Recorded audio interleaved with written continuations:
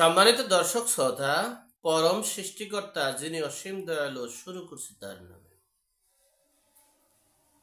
আজকে চিন্ময় দাসকে যে গ্রেপ্তার করা হয়েছে রাষ্ট্রদ্রোহের মামলায়, সেই মামলার শুনানি আজ। সেখানে সাবেক যে আইনজীবী ছিলেন, কয়েকবারই আইনজীবী পরিবর্তন হয়েছে। সাবেক আইনজীবী তিনি অসুস্থ। এরপরে হাইকোর্ট থেকে 10 জনের একটা আইনজীবী টিম গিয়েছে।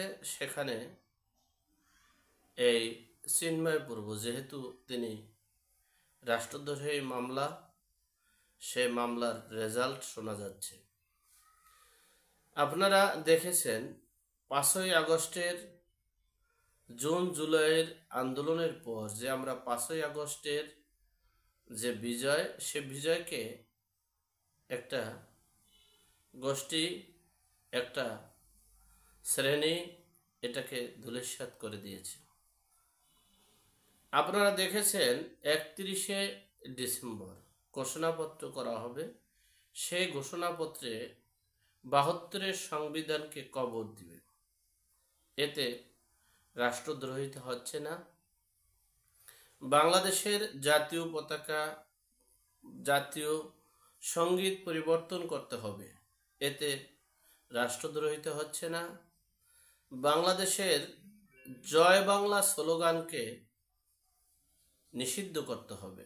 এতে রাষ্ট্রদ্রোহিতা হচ্ছে না। বাংলাদেশের নাম পরিবর্তন করতে হবে, সংযোজন বিয়োজন করতে হবে। এতে রাষ্ট্রদ্রোহিতা হচ্ছে না। কিন্তু চিন্ময় প্রভুর যে 7 দফা দাবির যে সমাবেশ, সেই সমাবেশে বাংলাদেশের পতাকার উপরে নাকি গেরিলা পতাকা দেখার কারণে তাকে রাষ্ট্রদ্রোহের মামলা দেওয়া হয়েছে। জাতি জানতে চায়, সেই গেরিলা পতাকা কি টানিয়ে রেখেছে চিন্ময় প্রভু, চিন্ময় দাস? সেই গেরিলা পতাকা কি ধরে রেখেছে চিন্ময় দাস? সেই গেরিলা পতাকা কি টানাতে বলেছে চিন্ময় দাস? তাহলে কিসের ভিত্তিতে তাকে রাষ্ট্রদ্রোহের মামলা দেওয়া হলো? 2 নম্বর অপশন হচ্ছে তিনি রাষ্ট্রদ্রোহের মামলা, যেখানে এই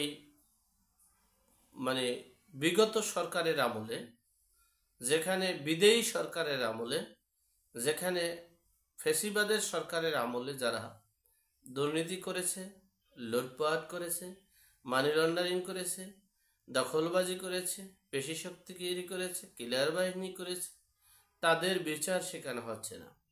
যেখানে হত্যাকাণ্ডের মতো আসামিরা, সাবের হোসেন চৌধুরী সহ অনেক আসামি, যেমন আমাদের অনেক আসামি আছেন, তারা জামিন পেয়েছেন। আর রাষ্ট্রদ্রোহিতার মামলা, এই রাষ্ট্রদ্রোহিতার মামলা যিনি করেছেন তাকে বিএনপি বহিষ্কার করেছে। এরপরে সে মামলাকে চালানো নিষেধ করেছে। সেখানে সেই রাষ্ট্রদ্রোহের মামলায় তাকে জামিন দেওয়া হচ্ছে না। আজকে 10 জনের যে হাইকোর্ট থেকে একটা আইনজীবী প্যানেল নিয়ে গিয়েছিল, সেখানে সেই চিন্ময় প্রভুকে জামিন দেওয়া হচ্ছে না।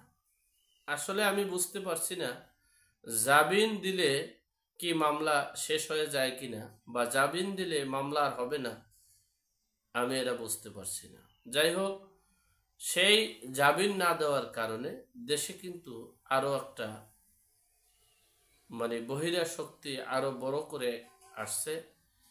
108টা রাষ্ট্রই এখন নানান প্ল্যান পরিকল্পনা করছে। আমাদের বাংলাদেশে এখন চতুর্মুখী বিপদ। 1 নম্বরে আরাকান, 2 নম্বরে ভারত, 3 নম্বরে হলো চায়না। এইভাবে পর্যায়ক্রমে সব রাষ্ট্রগুলোই আমাদের দেশটাকে পরোক্ষ প্রত্যক্ষভাবে খুব ঘৃণার চোখে দেখছেন এবং তারা আক্রমণ করার জন্য প্রস্তুতি নিচ্ছেন।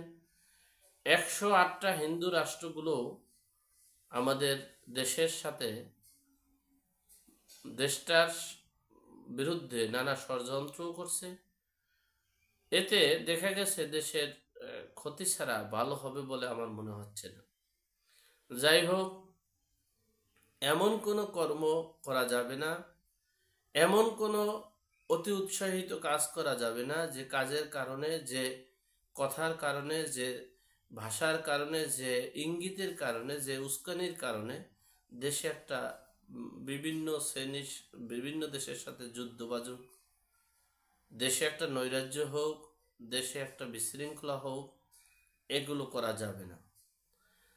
দেশের আইন, প্রচলিত আইন, যে সে আইনটা বাংলাদেশে আর নেই, যেখানে 24 জন একই সাথে বোমা মেরে হত্যা করা হয়েছে, সেখানে সেই হত্যাকারীর মামলা, বিচার তো দূরের কথা, মামলাটাই নেই।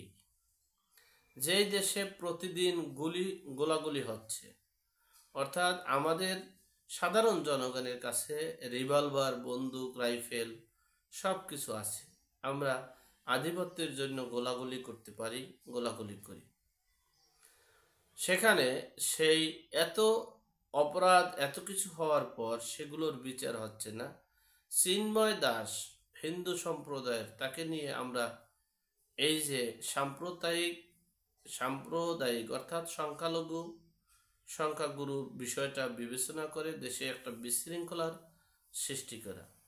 এমনকি আমরা গতকালকের পত্রিকায় পর্যন্ত দেখেছি যে হিন্দুদেরকে চাকরিতে নেওয়া হয়নি, বিভিন্ন বিষয়গুলো চলে আসছে, যেখানে একজন হত্যাকারী, প্রত্যক্ষ হত্যাকারী আসামি যেখানে জামিন পায়, সেখানে একজন মিটিংয়ের ভিতরে পত্রিকা উঠছে পতাকা। আপনারা দেখেছেন কিনা, বৈষম্য বিরোধী ছাত্র সমন্বয়কারীরা যে মিছিল করেছে, মিটিং করেছে, সেখানে জাতীয় পতাকা, বাংলাদেশের জাতীয় পতাকার মধ্যে একটা নতুন পতাকা উড়াচ্ছে দেখা যাচ্ছে, অনেক পতাকা সেরকম নতুন নতুন। সেখানে কি রাষ্ট্রদ্রোহিতা? না, সেখানে রাষ্ট্রদ্রোহীর মামলা হচ্ছে না। চিন্ময় প্রভু, অর্থাৎ এটা একটা প্রতিহিংসা, প্রতিশোধ পরায়ণ বলে সকল মিডিয়া, সকল জাতি, সকল বিশ্লেষকরা মনে করছে। যাই হোক, আমরা সকলে প্রতিহিংসা পরায়ণ হব না, প্রতিশোধ পরায়ণ হব না, সকলে আমরা ঐক্যবদ্ধ হয়ে সততার সহিত সকল অপকর্মের বিরুদ্ধে রুখে দাঁড়াবো। সকল অপকর্মকে আমরা আশ্রয় প্রশ্রয় দেব না, এই প্রত্যাশা রেখে আজকের মতো এখানেই শেষ করলাম। ভালো থাকবেন, সুস্থ থাকবেন। আসসালামু আলাইকুম।